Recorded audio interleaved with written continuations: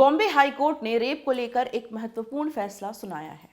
Court के Aurangabad bench ने कहा कि पेनिट्रेशन न होने का यह मतलब नहीं होता कि रेप नहीं हुआ।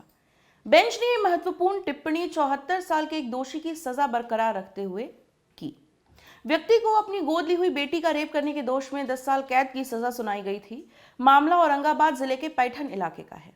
मामला पूरा क्या है वो बता देते हैं आपको। हिंदुस्तान टाइम्स की रिपोर्ट के मुताबिक विक्टिम जो है वो दोषी और उसकी पत्नी की गोद ली हुई बेटी है।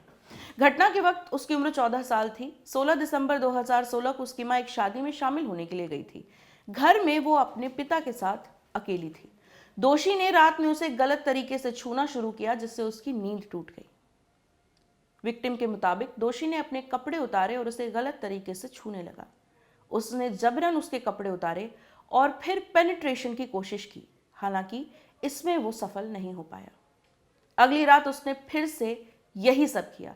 दूसरी रात भी पेनिट्रेशन में असमर्थ रहा। विक्टिम ने पूरी घटना के बारे में अपनी एक स्कूल टीचर को बताया। टीचर ने इस घटना की जानकारी पुलिस को दी। इसके बाद पुलिस ने आरोपी को गिरफ्तार कर लिया। जुलाई 2019 में पॉक्सो अदालत ने आरोपी को दोषी पाया और उसे 10 साल कैद की सजा दी। हालांकि बाद में उस पर पॉक्सो के तहत लगे आरोप हट गए क्योंकि अभियोजन पक्ष यह साबित नहीं कर पाया कि घटना के वक्त विक्टिम नाबालिग थी। इस पूरे मामले पर बॉम्बे हाई कोर्ट ने क्या कहा? पॉक्सो कोर्ट के फैसले के खिलाफ दोषी व्यक्ति ने बॉम्बे हाई कोर्ट में अपील की। यहां पर उसकी तरफ से तर्क दिया गया कि उस पर लगे आरोप झूठे हैं। उसने कोर्ट में कहा कि उसका और उसकी पत्नी के भाई का एक प्रॉपर्टी को लेकर विवाद चल रहा है। उसे फंसाने के लिए पत्नी का भाई लड़की का इस्तेमाल कर रहा था। उसकी तरफ से तर्क दिया गया कि मामले में रेप का कोई सबूत नहीं है और पीड़िता ने भी स्वीकार किया है कि पेनिट्रेशन नहीं हुआ। बॉम्बे हाई कोर्ट ने बचाव पक्ष की यह दलील स्वीकार नहीं की।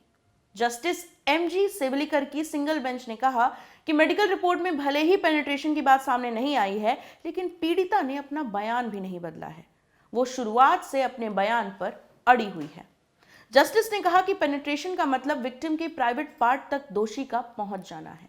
कोर्ट ने माना कि इस मामले में पेनिट्रेशन हुआ माना जाएगा। कोर्ट ने उस मेडिकल रिपोर्ट का संज्ञान लिया जिसमें पीड़िता और दोषी के कपड़ों पर सीमन के धब्बे पाए जाने की बात सामने आई थी। फिर कोर्ट ने सुप्रीम कोर्ट की ऑब्जर्वेशन को रेखांकित किया। बेंच ने कहा कि पेनिट्रेशन की कोशिश ही आरोपी को बलात्कार का दोषी सिद्ध करने के लिए काफी है।